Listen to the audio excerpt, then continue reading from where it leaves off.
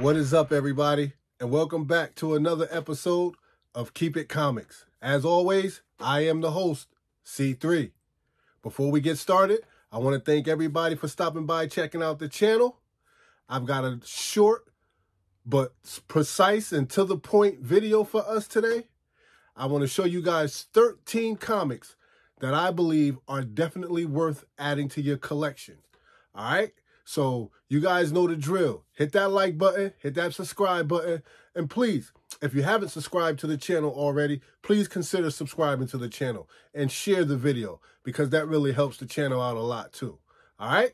So without further ado, let's dive right on in. I got 13 lucky comic books that you may want to add to your collection.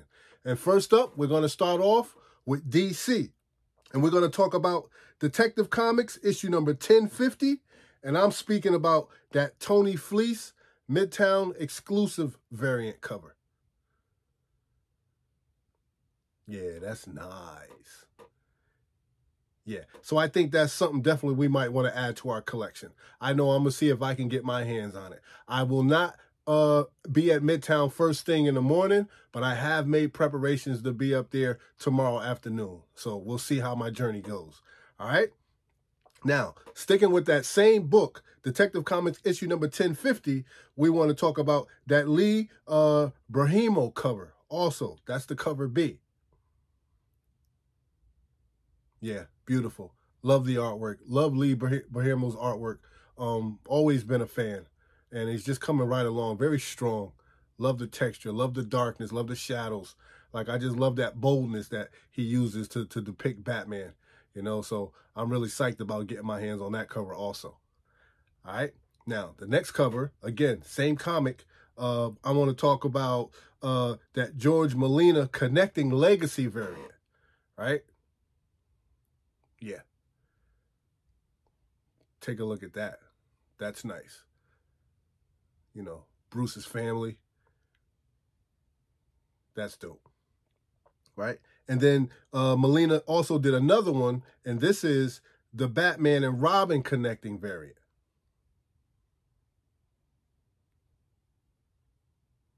Yep. Definitely. Now, again, there may not be any key factors to these particular books, but it is a decent storyline, and I love to have these type of covers in my collection, right? I have a number of connecting variants covers in my collection. I just think they're awesome to have. I think they're a part of history, and, you know, every now and again, I like to pull them out, put them all together, and just marvel at the masterpiece that that the artist has created. You know, just, you know, using frame by frame, I like to call it. You use one page with another page and another page and put them together, and it makes one giant beautiful picture. I like that. You know, to me, I'm a simple dude, and I look at things like that as you know, a means of presentation. Like, when an artist wants to give you something, like how they present it means a lot. You know what I mean? And the fact that they took the time to put different images on different sections and they sell that to us, you know, for the low cost of $3.99, and I'm all for that. I'm definitely around for that. All right. So, but also we can't forget about the Jay Fabok, that team cardstock cover. That Jay Fabok cover is fire. Look at that. Yeah. Yeah, I'm digging that yellow, people. You guys know how I feel about my yellow covers, man. Yeah, I'm all over that. Yep, for sure. All right. Now, moving right along, I'm going to try to get my hands on Harley Quinn, issue number 11, and that Dealer Incentive, that achy bright cover. It's very bright, and I want that. It's a Dealer Incentive. So I'm pretty skeptical on how much they might be charging for it, but depending on what they're asking for it, I think I may try to get my hands on it. I saw the other one that Derek Chu did, right? I'm not too fond of that type of artwork. And you know, for me, I don't like that little girlish type feel that Harley Quinn has on those covers. So I don't like that, you know. So I'm going to go with this one right here. Just to be safe, right? All right. Next up, I want to show you guys the Wonder Girl issue number 7, and that's that Julian Tedesco cover, man. Look at this piece of joint. This is fire right here. This is beautiful.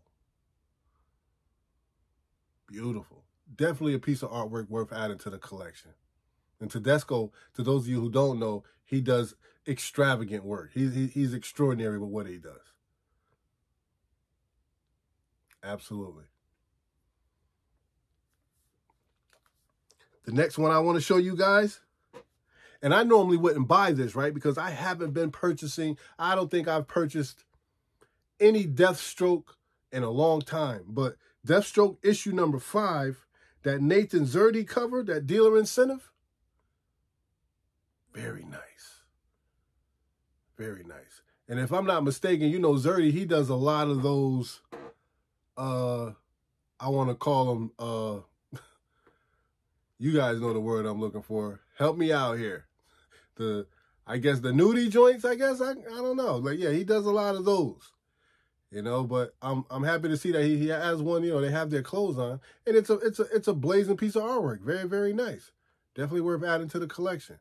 Right? So if I can get my hands on that, I'm definitely going to try to pick one up. All right?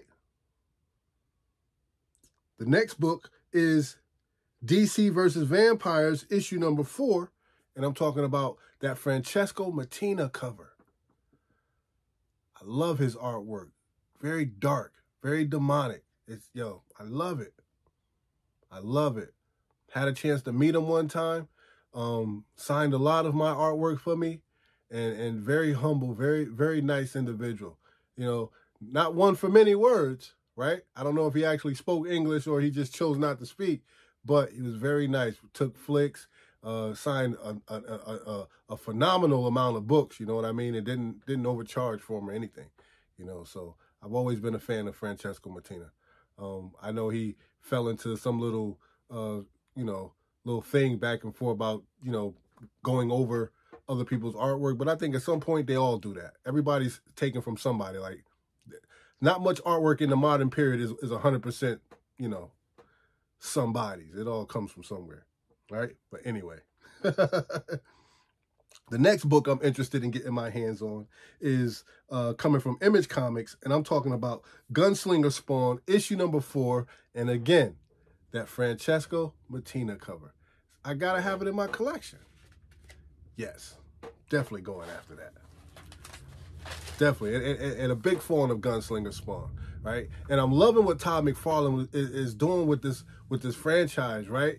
The only thing, like, from where I sit, and you guys leave a comment in the comment section if you think my thinking is justified, right? Like, Todd has been putting out these variant covers, you know, these 1 in 250s, I believe they are, that he's putting out, you know, and they're going for like maybe $500-$600, some of them even $1,000, right? I can't justify buying one of those if I don't even have Gunslinger Spawn issue number 1 in my collection. So in my mind, I can't buy one of those until I have the original Gunslinger Spawn joint in my possession. Leave a comment in the comment section. Am I thinking rationally, or what am I doing, right? Let me know. Give me some help, because I love those covers, but I just can't see myself doing it until I get that. I gotta have that Gunslinger Spawn first appearance in my possession, right? So yeah, leave a comment in the comment section, man. Let's chop it up. Talk to your boy. Let me know what you think. All right. Moving right along. The next book I'm going to try to get my hands on is coming from Boom Studio. And I'm going to try to get that House of Slaughter, issue number 150, again, the Leonardo Romero cover.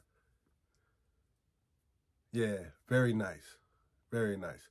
I grabbed that first one, the 1 in 100. They tanked that cover, man. I'm so upset. That beautiful Jenny Frizen cover, such a beautiful cover, man. And I'm happy to have it in my collection. I have it in my collection, but man, this one is equally as nice. Equally as nice, you know. So I'm looking to get my hands on that, the 1 in 50. Definitely. Excuse me one second. I don't want it to get too cold.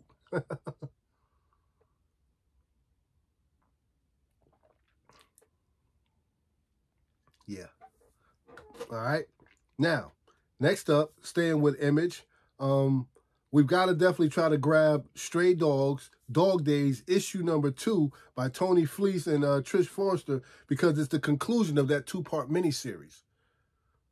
Yeah, definitely. You know, cover A is there, but, you know, we also might want to try to grab that the cover B also, because it's like it's a homage to one of the horror movies, that the Trick or Treat joint. Yeah, so we might want to try to grab that one as well. Beautiful cover.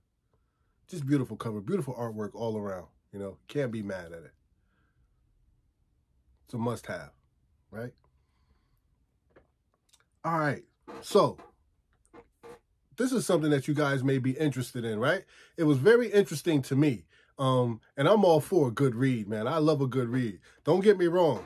I'm all around for a first appearance. Definitely always like to get my hands on first appearances for low cost, for buy-in, right? $3.99 cover price. And I'm always around for a beautiful cover, man. But I'm definitely here. I'm definitely in the game when it comes to a good read. And this one sounds like it might be a good read. And I'm talking about from Titan Comics, Cowboy Bebop by Dan Walters and Art Germ. Yeah. Yeah. Dan Walters and Art Germ? Yeah, I'm around for that. I'm definitely around for that. And it seems like, you know, the story says it's about a vest, and whoever wears this vest, they are granted unlimited amounts of luck.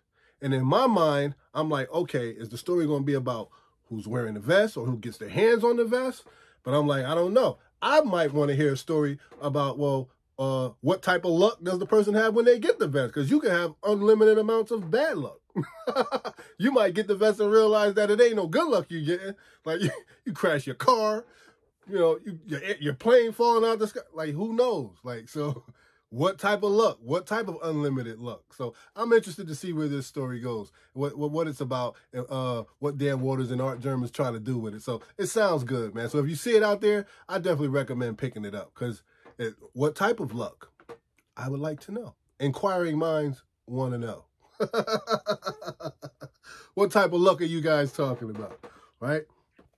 Next up, the book I'm trying to get my hands on also sounds like another good read. I'm talking about Duel, issue number 1. Yeah, that sounds very interesting, right? The FBI has to go after or investigate some type of dark web and what's going on this dark web. Apparently, like, this high schooler they're doing some type of duel, and the high schooler challenges the best person on the dark web to a duel to the death. Okay. All right. We'll see. We'll see what it's about. I'm definitely game for that. Right? A duel to the death. A death match. So let's find out what that is. All right. Next up, ladies and gentlemen, and we're getting right into our Marvel books. I'm thinking about getting my hand, well, not thinking about, because I'm actually going to get this, because it's a key, ladies and gentlemen. So definitely try to get your hands on it. And I'm talking about Marvel's Black Panther, issue number 3. Yeah. And like I said, it is a key, but it's also a milestone issue, the 200th issue. So definitely worth getting and adding to your collection. 200 issues of Black Panther. I'm around for that, for sure. All right, so definitely make sure you get your hands on that. Solicitation says that there's some first appearances in there too. We'll find out when we get it, right? Next up is a book that I consider to be a must-have based on artwork alone. I'm talking about Mary Jane and Black Cat Beyond, issue number 1. It's a one-shot, and it's got that awesome J. Scott Campbell artwork up there, man. I got some J. Scott Campbell in the stash, man. I'm going to have to pull it out and show pause. I'm going to have to go into the stash and grab some of that and show you guys one day. I got some J. Scott Campbell that I would love to revealed to the community, man. I've been a big fan of Jay Scott. I love how he just draws the women, man. He does good the way he draws the women, like, and it's just so glossy and just so pretty, man. So yeah, I like Jay Scott Campbell. He does great work. Nobody does Spider-Man's women the way Jay Scott does. All right. Now, last but definitely not least, you know we have to pick up Thor issue number 21. We have to, because this is going to be the origin of the God of Hammers. It's worth it. You know, the last Thor issue was just fire. It came out the gate, $25, right? First appearance. Here's the origin story coming right after it. And back in the day, origin stories was a necessity, right? Nowadays, a lot of people don't want the origin story. But if I can encourage you, always get your origin stories, man, because they matter. Origins matter, definitely, right? And also, we want to definitely make sure that we grab, there's a beautiful 1 in 25 cover by Michael Walsh. Yeah. So, origin story, which is key. Origin story plus 1 in 25 ratio. Can't go wrong with that. Can't go wrong with that. All right. So, there you have it, ladies and gentlemen. I told you, fairly short, keep it simple, sweet, and we're going to keep it moving, right? You guys know what I always say. Don't hate, congratulate, show some love, because that don't cost you nothing. Appreciate. But no matter what you do, ladies and gentlemen, whenever you see me, don't forget to like, subscribe, and share. Always keep it comics. Happy hunting.